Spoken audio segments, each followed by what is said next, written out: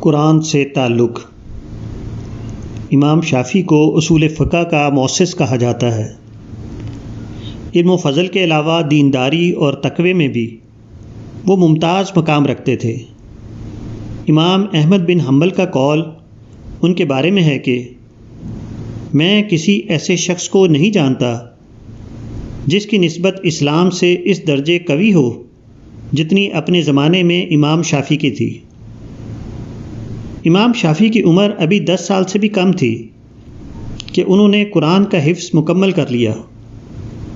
کہا جاتا ہے کہ وہ ہر 3 دن میں قرآن کی ایک تلاوت مکمل کر لیتے تھے۔ ان کو قرآن سے بہت تعلق تھا۔ وہ کوشش کرتے تھے کہ ہر مسئلے کی اصل قرآن سے معلوم ہو جائے۔ تمام فقہاء اس پر متفق ہیں کہ امت کا اجماع دین میں حجت کی حیثیت رکھتا ہے۔ امام شافعی کو یہ تلاش ہوئی کہ اجماع کے حجت ہونے کی دلیل قرآن سے معلوم کریں۔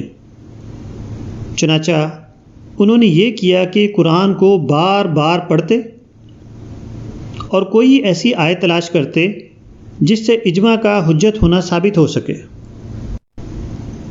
کہا جاتا ہے کہ اس کوشش میں امام موصوف نے 301 بار پورے قرآن کو پڑھ ڈالا۔ بالآخر انہوں نے اجماع کے حجت ہونے کی دلیل قرآن سے معلوم کر لی۔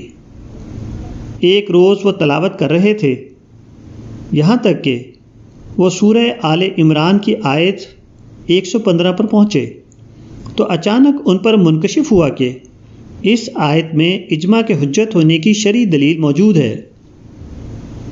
آیت کا ترجمہ یہ ہے: اور جو شخص رسول کی مخالفت کرے گا بعد اس کے کہ اس پر حق ظاہر ہو چکا اور مومنین کا راستہ چھوڑ کر دوسرا راستہ چلا تو جو کچھ وہ کرتا ہے اس کو ہم کرنے دیں گے اور اس کو جہنم میں داخل کریں گے اور وہ بہت بری جگہ ہے۔ امام شافعی نے اس آیت کو پڑھ کر کہا کہ یہاں سبیل المومنین سے وہی چیز مراد ہے جس کو ہم اجماع امت کہتے ہیں۔ دور اول کے اہل ایمان کا حال یہ تھا کہ وہ ہر مسئلے کو قرآن سے معلوم کرنے کی کوشش کرتے تھے، خواہ اس کی خاطر انہیں سینکڑوں بار پورا قرآن پڑھنا پڑے۔ ان کو اس وقت تک چین نہیں آتا تھا جب تک وہ کسی چیز کے بارے میں قرآن کا حکم دریافت نہ کر لیں۔